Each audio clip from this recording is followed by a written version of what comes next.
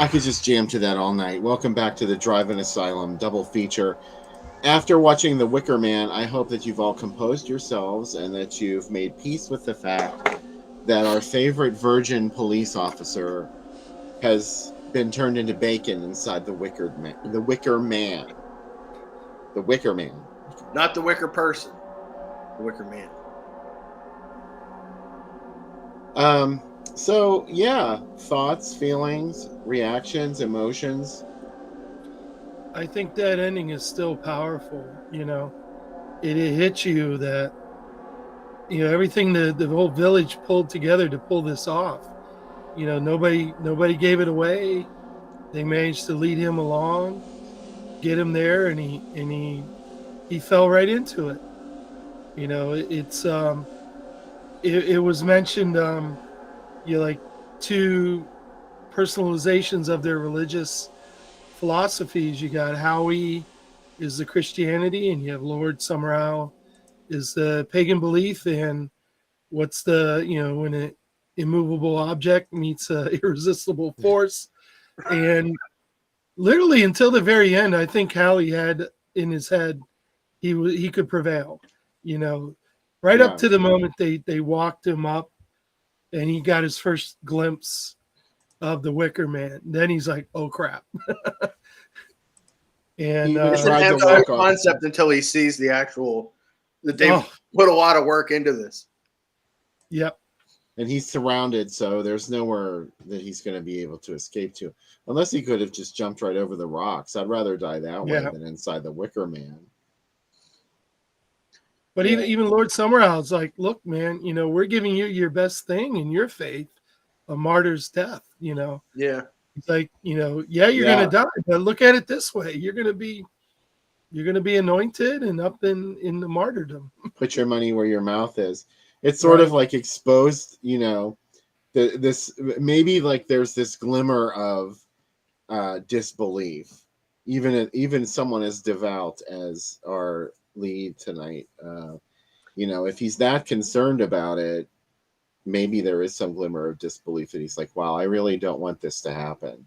Well, it's like, who has the stronger faith, the earth-based religion or the God-based religion, the old ways or the old gods or the new gods. So I always find that really interesting. Yeah, Dan Seach posted that religion was legit, and that's how the creators approached it. They showed it like as a functioning, this was their everyday belief. They just didn't do this to get out of trouble. This is like, we do some sort of May Day celebration every year anyway. And he goes, we could try animals, and we, small children even. But, really to make this thing work, we need you. I want to know who made that determination. Someone had to come up with that at some point. Like, the best thing you could do is find someone who's an adult and still a virgin.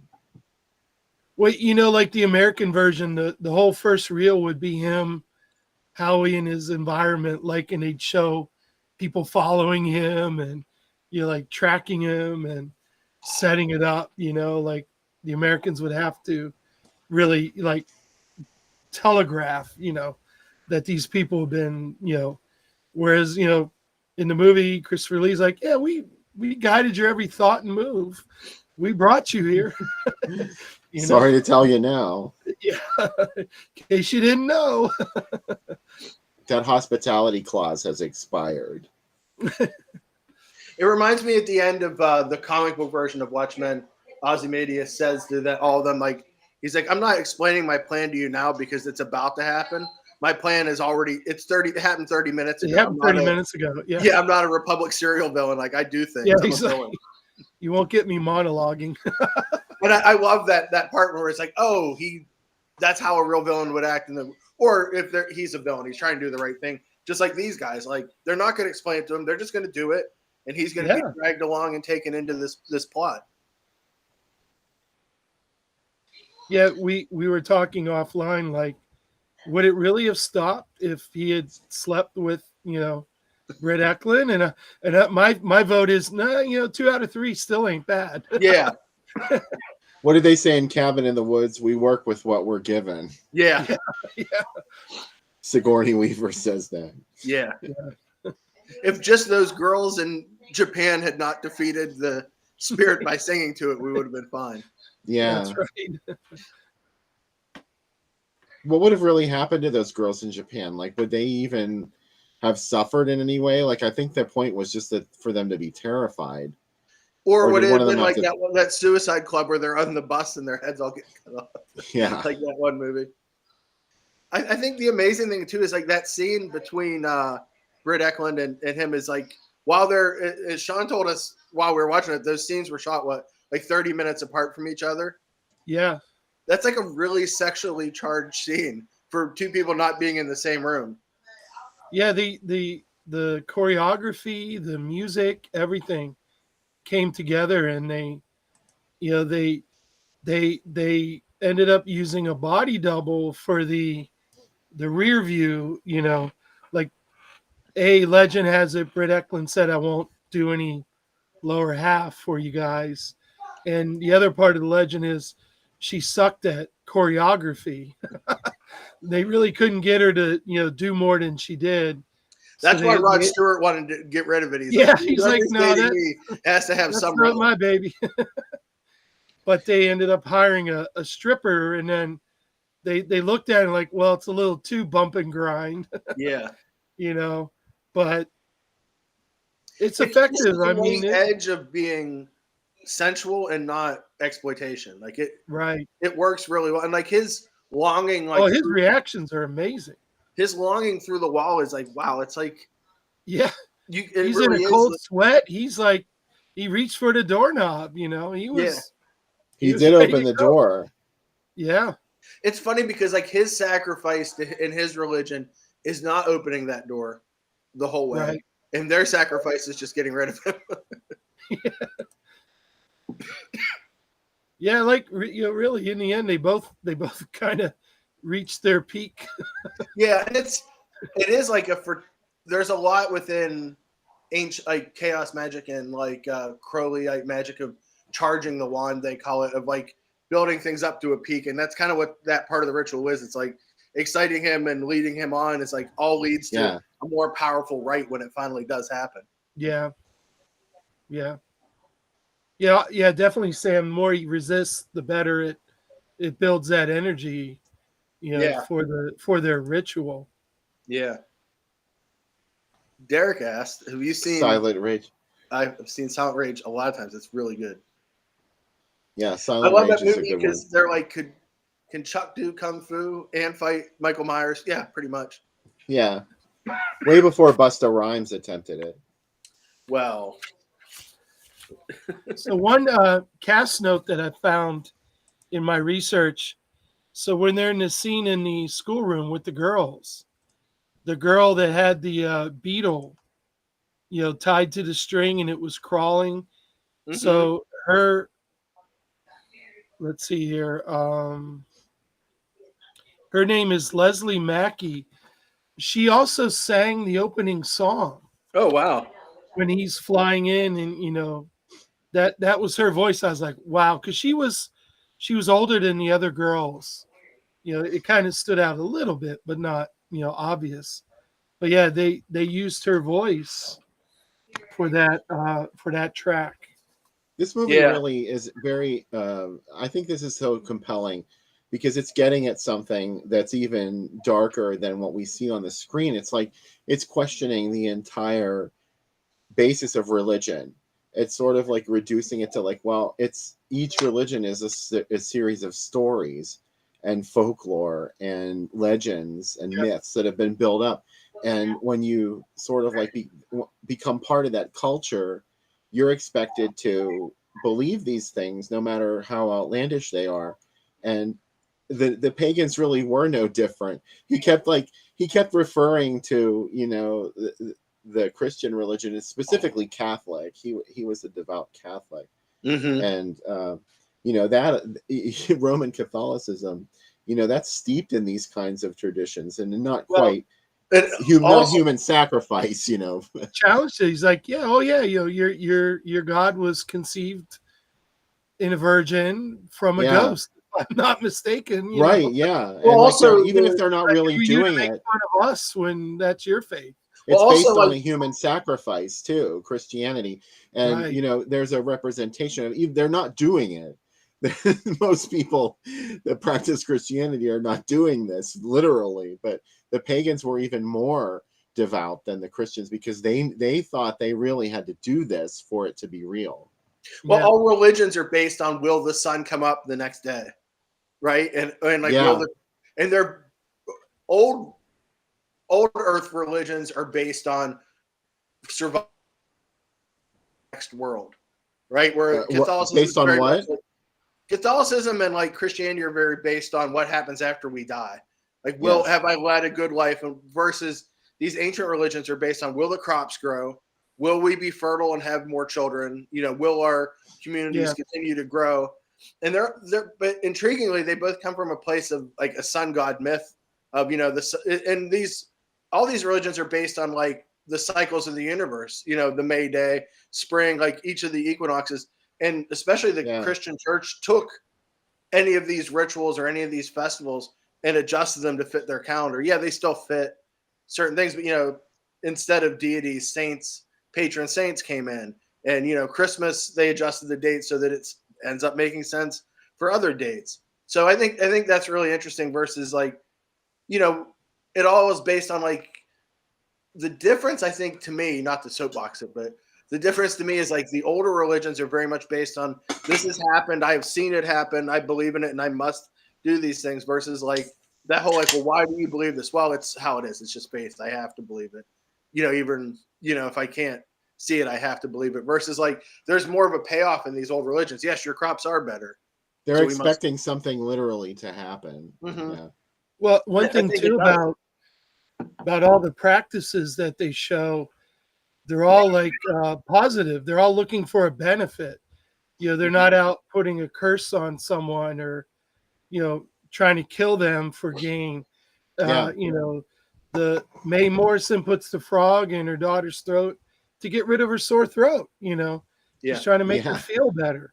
You know, and this final ritual is to make sure their crops grow. Like you said, Sam, it was early religions were more about survival and keeping the, you know, the community growing and healthy. And you know, he came in there storming in like, I'm going to impose, you know, my Christian beliefs and take charge of this. Deal with it. Yeah, that was his attitude. You know, show you what's what. And they're like, I don't think so. We've been doing this for before your God was. Well, they're like, they've got to be what, fourth generation at least, Yeah. you know, going back, you know, in the way Christopher Lee told it. So there's nobody left who may have known the old way. Yeah. You know, in Christianity, like everybody on that island, this has been their way of life. And the island feels very self-sufficient and very like everybody's just doing fine. He comes in because something happened in his world that is impacted by them versus like they don't need you. Like nobody, and you know what I mean? They do need you though to get his sacrifice. Hey, by the way, I have the PayPal tip jar up. You know, we have to pay a monthly fee to use this software. So if you feel like kicking in a few bucks, I want to say thanks to everyone who has.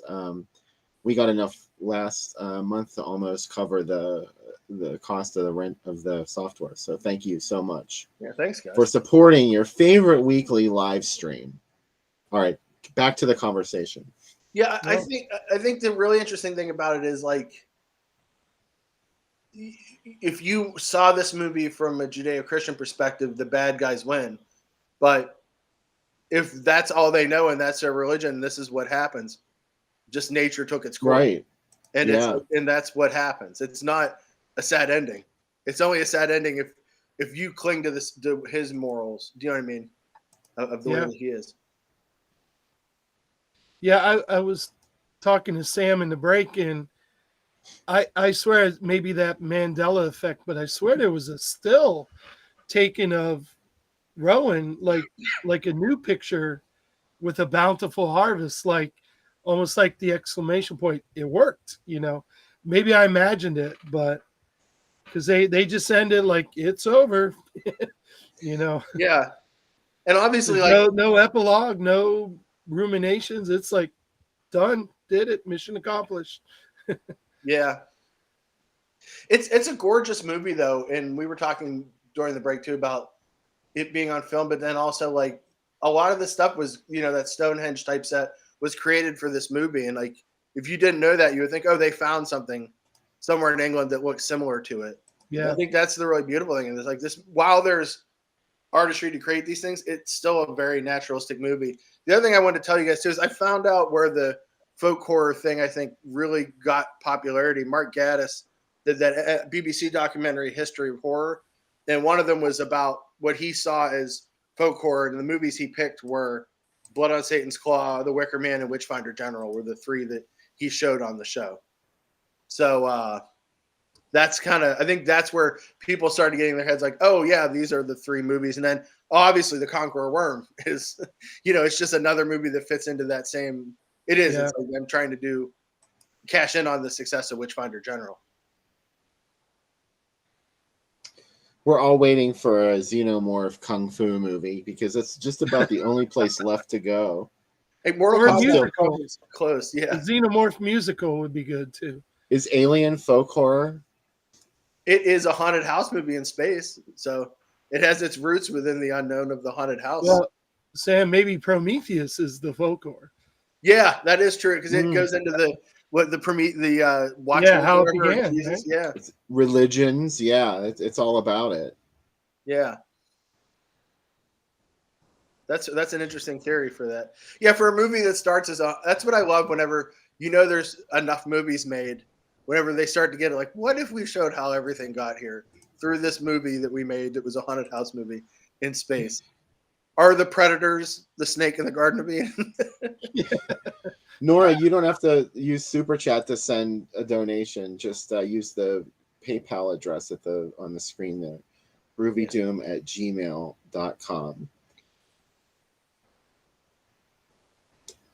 I know in the break too, we had talked about sequels. And I don't know how many people have seen, oops, wrong one. The Wicker Tree. You have so many, Sean. Yeah, sorry. Me and my collector foibles. They made this in the 2000s, and it started from a novel from the same people in the beginning, and it brings it up to current times. And it does have a cameo with Christopher Lee, but it doesn't quite call him Lord Summerisle, you know, and it does involve Christianity versus the pagans again, but it's a little different twist on it. It's some, Texan born-agains trying to spread the word, and they just end up in the wrong village in Scotland. We're right back where we started from. Yeah, a little bit of deja vu, but it does have some interesting takes on it. I always I find certainly would. that idea interesting that missionaries would go to places where these religions had existed for years and were suddenly like, hey, everything you believe is wrong. Like, well, what's your proof? Well, I know. Yeah. And I have faith. So let me talk to you about why everything's wrong. It was the novel. Now, in this case, the sequel, the novel came out first, and it was titled Cowboys for Christ. So it's actually a true life movement. And Yeah, I've heard of similar things anyway. And there's a interesting gangs. flip on inversion in the movie where it's a couple, young guy and girl, and he sings a song, and they end up using it like the way in the Wicker Man with the diegetic music. They use it in a ritual where he's king for the day, so you know what happens to him. And they're singing his Christian song as they, do their thing. Just amazing. They're like, hey, that's not a bad song for what we're about to do. Well, it reminds me of like when the missionaries went to Japan, like they were not treated well at all. They were obliterated because they're like, no, we've had this religion for Shinto for thousands of years. We're totally fine with what we have. And, we're very proud in this warrior spirit and belief. So. Thanks, Paul McVeigh. By the way, we got a nice donation from Paul McVeigh. Oh, thank you. Thanks very much. We appreciate that. They should cut to Cubby and all the animals on the phone, Bill. Like a PBS thing. All of a sudden, like Cubby's on the phone. We're like Operator standing by. Vivi and Cubby are on the phone. Like Cubby and Vivi are standing by. You can speak to them to make your donation. They're like, thank you. It's gonna now. All we need is I should Sarah make a little McLaughlin. graphic for that. Yeah. Sarah McLaughlin could probably get us a few donations too. Elvis said, please don't bring up her name. It's not fun. So anyway, we have to move on to Blood on Satan's Claw, or else Let's we're do going to it. be here all night. Do it. So what about that movie, Blood on Satan's Claw? You know, the first time I saw it was at April Ghouls. I think, or maybe just the Monsterama in September. I think it was in September. But I was shocked. I was absolutely shocked how brutal this film is. Yeah, and also it's almost like there's a lot of Lord of the Flies in it to me, where it's like this young people are like, it's Mean Girls kind of, but filtered through a satanic lens a bit. And like, I think it's wild. Mean Girls go to hell. I think it's amazing when it played in America. AIP retitled it Satan's Skin, which is a great title, but is it? They're both great titles. Yeah, you got a piece of Satan's skin sometimes if you went to the movies, which is wild. Like who would like what? I want a piece. I want a piece of whatever they gave out as Satan's skin because it had to be really gross. The writer of this movie had good. Sorry, Sam. The writer of this movie had a great quote where he said it never made money and it wasn't a hit from the beginning. It just had minority appeal. A few people absolutely loved it, but nobody really liked it. Which is funny that we're watching it today as like this major film, you know, within this history. Wasn't this one of the first Ballyhoo events where they created the barf bags and they would hand them out? I know Mark of the Devil they did for Mark of the Devil. You're thinking of Mark of the Devil, okay. I think. Yeah. Right. Yeah. This is an ad from Liverpool as Satan's Skin. Wow. So this actually came out in, of course I lost it, April 1971. With an X rating, too. Well, this is from the UK, and the X rating. Like R-rated for us, I think. Yeah, X rating was like 16 and over only. So, you know, it wasn't porn. This is a Tygon movie, right? This is... Yeah. Tygon. Yeah, this is a Tygon film. You have your Amicus, who are obviously Hammer #1, then Amicus, and then, you know, this. The earliest I could find it playing was February of 71. And this was in London. Clean ad. That's a beautifully clean ad for a movie like this. Yeah. Unfortunately, no graphics. But I love it, though. And Dinosaurus, too. Yeah. I know. Brides of Fu Manchu. There you go. That's a great lineup.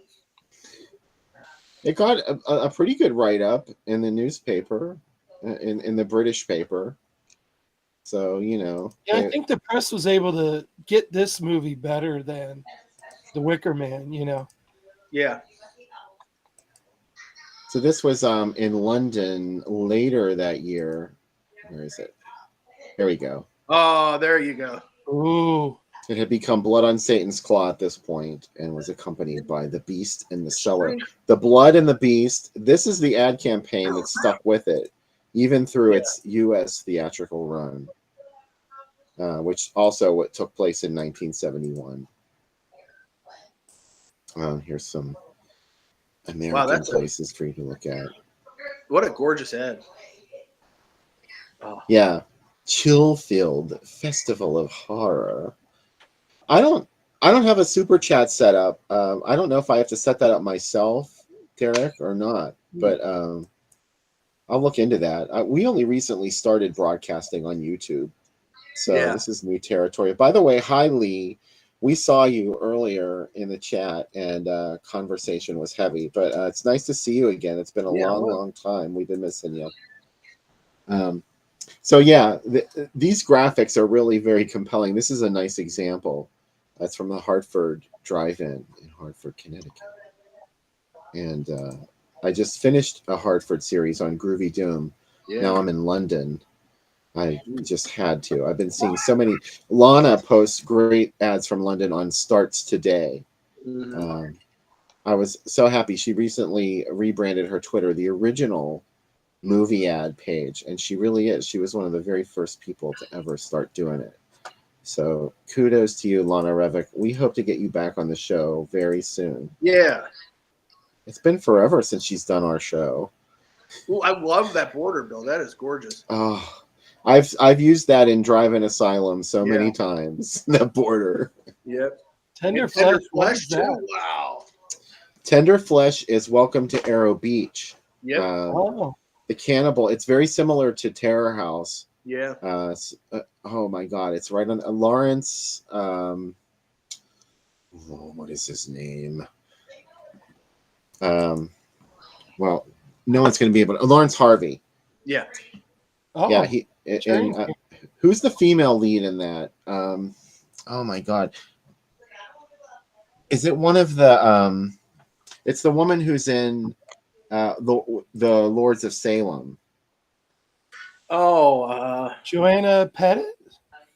Well, Joanna Pettit is in it also, but the female lead is Meg so Foster. Joanna Pettit is in it. Meg Yeah. Foster. Meg Foster, yeah.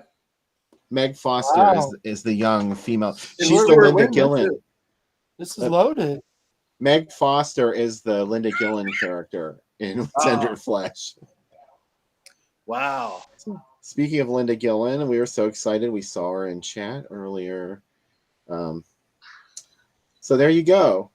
Here's the ad campaign for Blood on Satan's Claw, aka Satan's Skin. Yeah. You know Well, what? I checked history. It was on Chiller Theater Really? in 1976, so it was pretty close to release, but I don't remember seeing it on Chiller Theater. And I while, didn't catch it I till don't like either. and while Canon years. carried this, not the Golden Globus canon that we know that started in 1980, the original canon carried this in the U.S. It has another canon connection because the director, Piers Haggard, is the great nephew of H. Rider Haggard, who created Alan Quartermain, who are the two canon movies, King Solomon's Mines and The Adventures of Alan Quartermain. He also did the Quartermaster Inclusion, The Fiendish Pot of Dr. Fu Manchu, and Venom, which is another way out there movie. Very 70s-ish movie. Hey, baby. So, yeah, and I'm really excited about this. Is it time to make a drink, Bill? Oh, yeah, I think we should. Yeah. I think that's a really good idea. Let's go in the other room. Let's see if my stomach can handle it. Yeah, how are you feeling? Not good, but I'm worried about you. No, I'm doing great. I'm actually enjoying this and having fun. So I'm doing well. Okay. You know, you don't have to stay through the third segment. Oh no, I have to though. For me, you know. So there's two different ones. I think I'm gonna make the blood. There's two Blood of Satan or Devil's Blood. Let's make Blood of Satan. That feels like a better one. Oh man. You like my crystal head? I don't like it. I love it. What's your name? The vodka is really good. This is really quality vodka, despite the gimmicky bottle. Oh, it's wonderful. All right, so we're going to make it with this beautiful Anchor Hawking mug. And this is a shot. It's a layered shot. Let's see how that goes. I always fuck it up, but, you know. We're going to do an ounce of Jägermeister, which was originally created as a stomach tonic, so maybe that'll come in handy for me, right? That should kill any virus, Sam. Yeah, that's what I'm thinking. This drink is going to wipe out viruses. Derek, if you want to donate, you can send a PayPal donation to groovydoom@gmail.com. The address is up there on the screen. And thank you very much. Next. Like we're a young girl at a party. I like Goldschlager. Don't make fun. No, not making fun. We're gonna do Irish whiskey. I got Cropper 12. Is this one here? We're gonna do an ounce of that. Ooh. And finally, we're gonna go with Jack Daniel's whiskey. Jesus Christ! Do I want to drink this? Yes, I do. Yeah, you're supposed to be sick. Yeah, well, you know. There you go. This is the blood of Satan.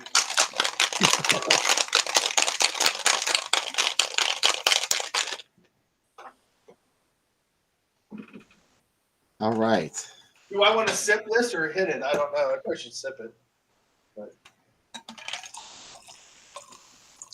Oh, what an aperitif. I, of course, did my would own thing. 4 shots of whiskey be considered an aperitif? But, you know. Pazuzu. Pazuzu to all of you, and thanks for joining us on the second segment.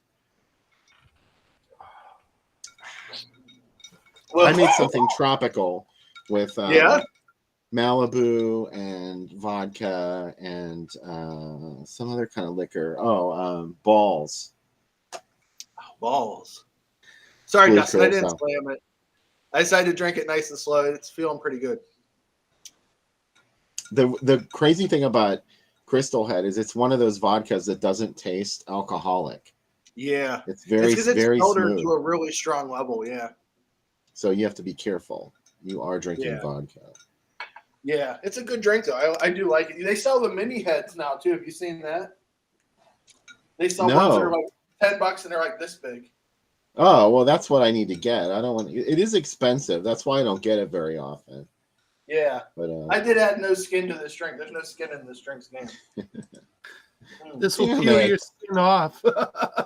This is you have an opportunity. This is one of the Severin DVDs that they did on Black Friday that I didn't get. I had to choose between this movie and the first movie we ever showed on our show, Spookies. And I picked Spookies because I have no taste. Yeah. I bought both of those, Sam. I didn't have a job at the time, and I was at Becca. I need to go to both. And she was like, you need a job. And I was like, okay. Well, thanks to Darren. Darren sent us a donation. Nora sent us a donation.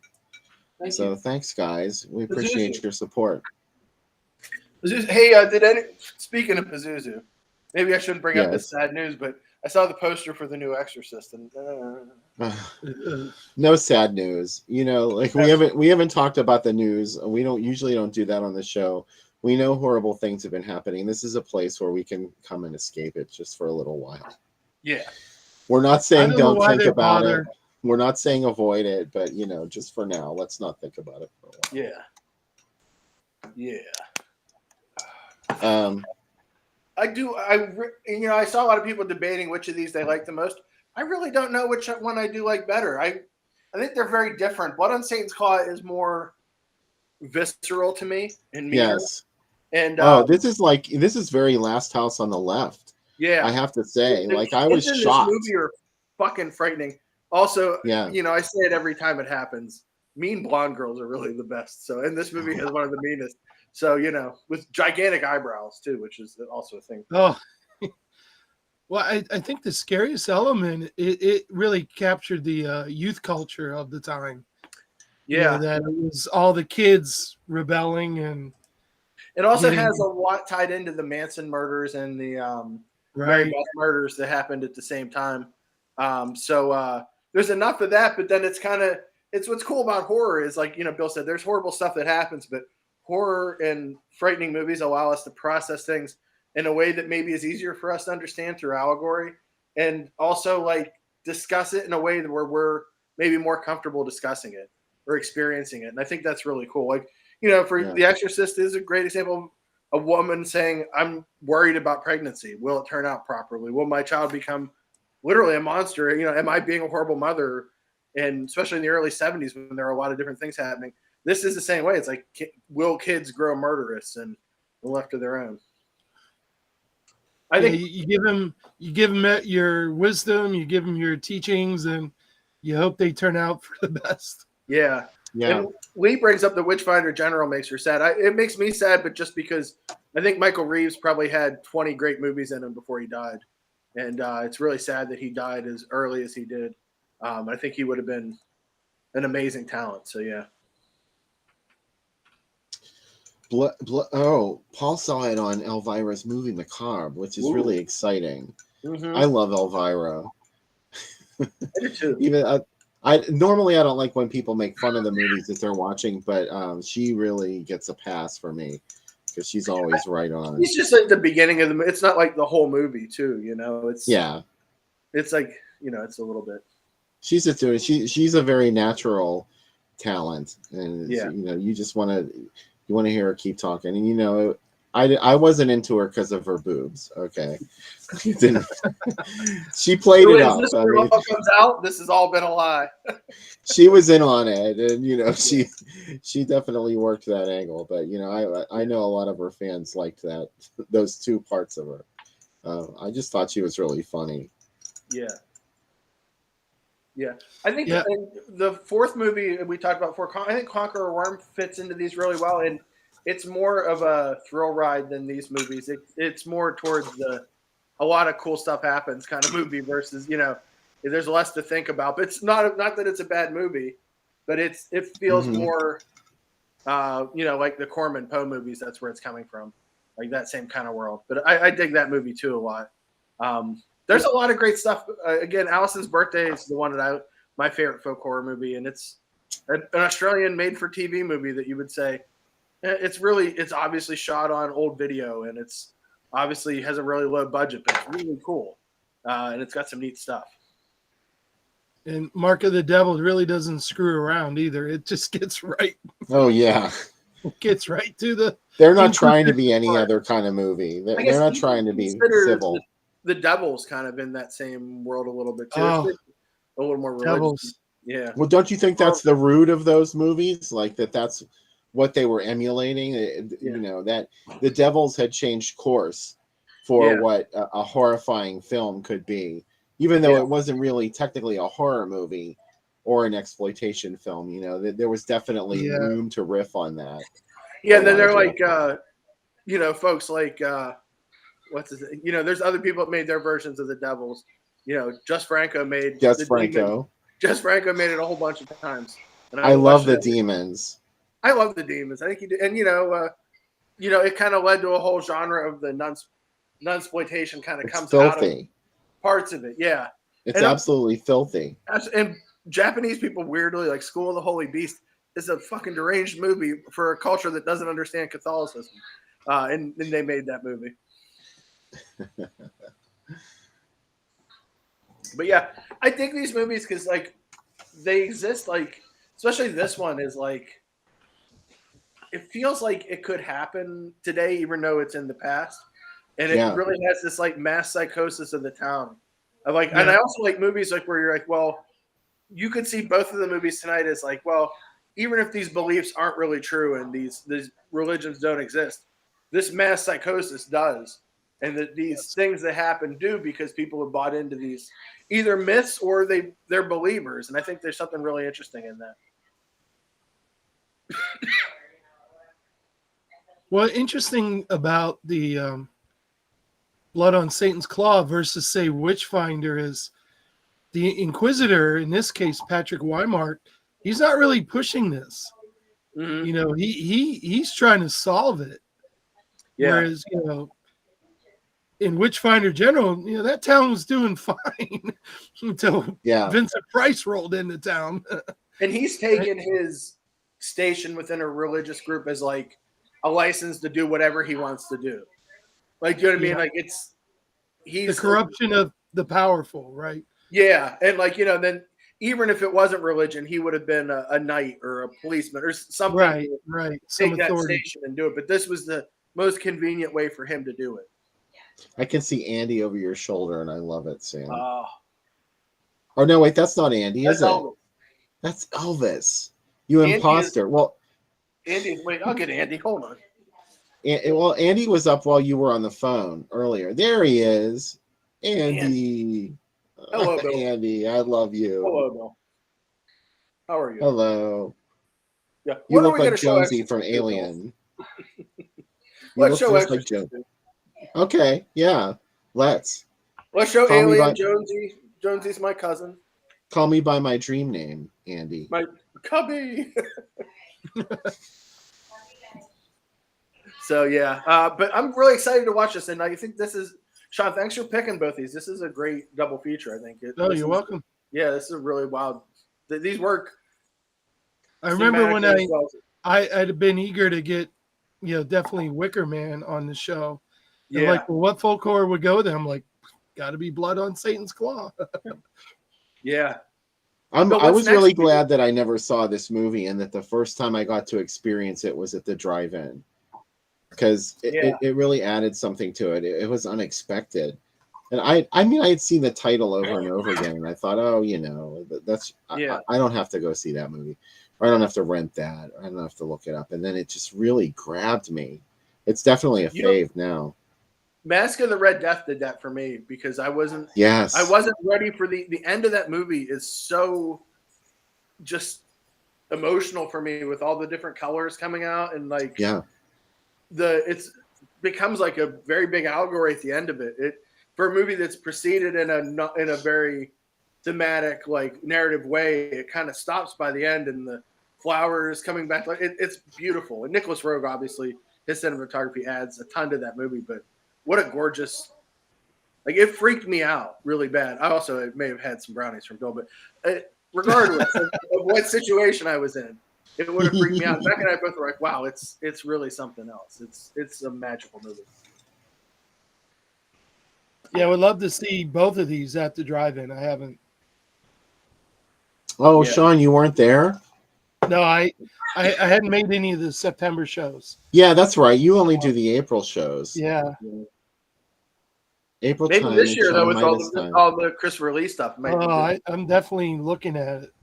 Yeah. Yeah, really you have to excited come in about for the Christopher Lee. For those of you who weren't on the first segment, this September, I think it's the last weekend in September, at the Riverside Drive-In in Vandergrift, PA, the Drive-In Super Monsterama. It's going to be the Christopher Lee Centenary celebration. 2 nights, 8 movies, all Christopher Lee.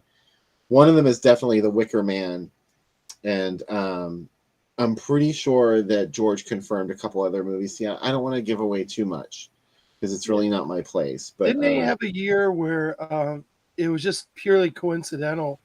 But wasn't it the year Christopher Lee passed that they had a Cushing Lee lineup well, anyway? it was Cushing. I Or think. Cushing. Oh, yeah. One night was Cushing and one night was Lee. You're right. Yeah. Yeah. Oh, that was Twins of Evil played that year. One of Sam's faves. I love that movie. I got to see that in a theater, but oof. There are 4 reasons you love that movie, Sam. No, I love that movie because like I think late period Hammer gets a really bad name, and I think that movie is perfect. Like it because I love Hammer. Like especially as a kid, I loved watching it would play on Chore Theater. But like when you watch, sometimes the movies are beautiful, but they're slow at times. Twins of Evil is like a roller coaster. It's awesome. And there are also 4 reasons I love it. But and it's Sam, it's another clash. Huh? What'd you say? Twins Sean? of Evil is another clash. The puritanical religious aspect of Peter Cushing and going up against the vampire, but even at the end, like Cushing doesn't realize that he thinks it's the same way, like you said at the end of the Wicker Man. He's like, obviously God will protect me in this battle against like the most pure satanic evil. And no, like you're gonna die by your own sword and really early. But also like there's so much good stuff in that movie, and it has such a strong like mood to it that it's great. And Captain Kronos is good too. I'm a big fan of Late Hammer, and I wish it had gone a little longer than just a few movies there. But you get what you get. Like you said, I love these. Like what if these movies existed that we don't know about? This alternate world of like, oh, Jodorowsky's Dune, or different actors getting to be in movies. But we have what we got, and it's pretty cool. It is not going to be Howling 2. I would love if it was funny, man. To tell you the truth, I would be super excited about that. And the other one that was confirmed, hinted at rather, by a photo on the Drive-In Super Monsterama Facebook page is Curse of Frankenstein, which is one they already showed. I think there's going to be 2 repeats this year. One of them is going to be Curse of Frankenstein, apparently, which is exciting. I mean, yeah, I'd take that. I'd watch that again, definitely. Tarantino had a really interesting thing about that on Eli Roth's show about how the Hammer Frankensteins are so good because they actually take the character of Dr. Frankenstein and make him the villain, and they really kind of go off beyond even the book and really like create this really wild narrative with just his character. So Lee Trana, if you love the theme song from Blood on Satan's Claw, you need to look up a song called The Velvet Edge by My Life with the Thrill Kill Cult. Just go ahead and listen to it. I think you're going to like it. yeah. That might have been what is in my trailer of the movie that we just What's watched. really cool about both these movies are I think in all folk horror, they feel kind of new to people, even though they were made so long ago, because these movies really weren't discussed in the same level as Hammer or, other movies until the home video market really came in, especially home DVD, I should say. And now they're kind of looked at as like, wow, these are really important movies where maybe they were forgotten for a long time. Yeah, Tygon is very much kind of overlooked among the other studios. Yeah. It's funny that all three studios used Lee and Cushing too. Like they all worked for them, So there wasn't like a house actor for those studios. We're all whores, darling. Yeah. And also Amicus is maybe more considered for the anthology films, but they have a couple really good, just straight narrative films as well. So I love Amicus though. I think obviously, is it a hipster thing to be like Amicus is my favorite? I don't think so. I think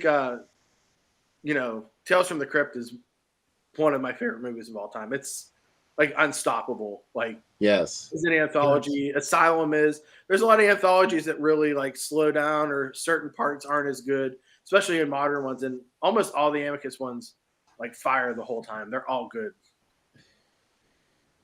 Oh, Darren Kersey. I think I should be able to tell you actually. I know I've seen it at least twice with you, Bill. So did you? Yeah, we saw him with Ministry and Hansel and Gretel once at Mr. Small's. Yes. Oh my God, that night was incredible. Yeah. Like that was the night that Mark and I were so screwed up because the bartender, Mr. Small's is one of those places where it's all ages, but there's a roped off section at the back with the bar. And Mark and I kept going back there, and we would like order Long Island iced teas and take a sip and then go back up to the front where the concert was happening. And unbeknownst to either one of us, we were refilling each other's drinks. So we probably drank about like 7 Long Island iced teas. We were out of our minds. Thank God somebody was there. And there we was went a lot backstage. of strobe effects at that show too. There were like, it was like nonstop strobing. I don't know if you've ever been backstage at Mr. Small's, but it's Mr. Small's is a former Catholic church, and there's a rectory at the back, which is sort of like the backstage area. That's where I got COVID, Bill. And we were like completely screwed up and wandering around these hallways back there. And I remember I was there with Marston and Frankie from Thrill Kill Cult, and we were like, I got lost in the maze of those hallways back there. And that was the night that Ryan Clark, Sam and I have a mutual friend named Ryan Clark. He drove like after Thrill Kill Cult set, Ministry was coming on, and we were out on the veranda of Mr. Small's, and the 2 guys from Thrill Kill Cult came out, and they're like, "Oh, Al's supposed to send us a car, but it's not here." So we got in Ryan's car and drove back to the tour bus, and we got lost. We like missed a turn because it was down in that skate park of Mr. Small's, and we missed it. And we ended up on 28 during traffic and like shutdowns for an exit construction site. And we were out there. 28 is the worst road to ever be on. It's unbelievably bad to drive in Pittsburgh. Like no matter what time of day or night, it's always the worst road to be on. Yeah. Bill, there's a lot of churches in Pittsburgh that have been turned into concert places too, because we played Alder Bar once, and it's so weird to be on stage singing. You look up, there's all these stained glass windows. You're like, oh yeah, like I'm in the place a priest once was singing a song about Tales from the Crypt. I've seen Thrill Kill Cult probably 25 times. Wow. And I don't know, it might be more than that because there's some times that like kind of blend together. if you know what I mean, because I saw them a couple of nights in a row. So I don't know. It's around 25. Is that the most of one band you've seen, or Definitely. have you seen more than Thompson Twins? I never saw the Thompson Twins live. Oh, okay. Never fucking saw one fucking Thompson Twins concert. Oh. But I have seen Tom Bailey since he started touring again. I've gone to see him 4 times.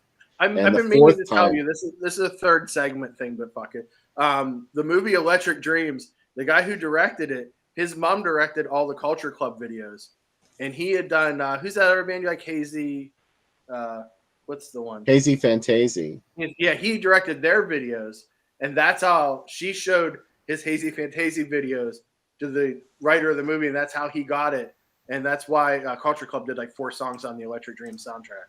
I've been meaning to tell you that. It came up in my research for a movie that Bud Cort is the voice of the computer too, and he was on set inside a box where no one could see him because the director didn't want anyone to interact with him as Bud Cort. And Boy George came specifically to the set, being a big Harold and Maude fan, and spent a lot of time with Bud Cort, as you can imagine. I don't even know what Bud Cort looks like. A computer. He actually looks like a computer. A motherboard. Like eternally young. Yeah.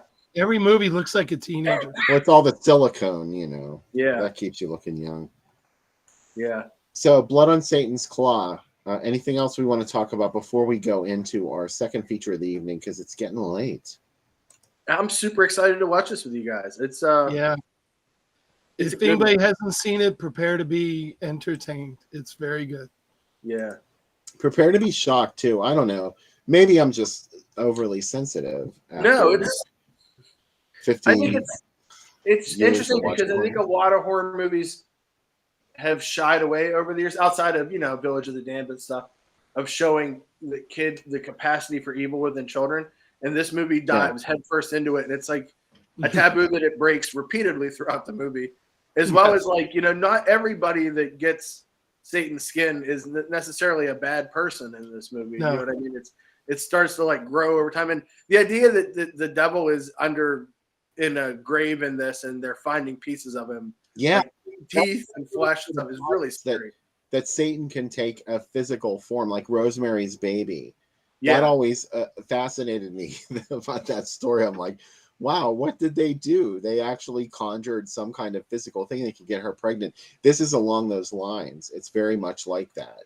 So that's another reason I like that. And when they represent that thing on camera that's supposed to be Satan, it's really kind of disturbing. It feels like as disturbing as the Bigfoot I've discussed as a kid that came to our Kmart. There was a frozen Bigfoot in a freezer. And do you want to look in? And I was like, no. Inevitably, I've seen enough horror movies. I'm not going to look in. It's going to come to light. Do you know what I mean? I've learned my lesson. All right. So the link is on Groovy Doom Facebook page. This one's on Tubi, by the way. It was the best copy I could find streaming for free was on Tubi. I'm not crazy about watching movies on Tubi because there's a lot of commercials, but tonight it has to be that way. So go watch our second feature on Tubi, The Blood on Satan's Claw. Come back after the movie. We'll have lots to talk about on the third segment. Who knows what condition we'll be in by then. So come back. See you then.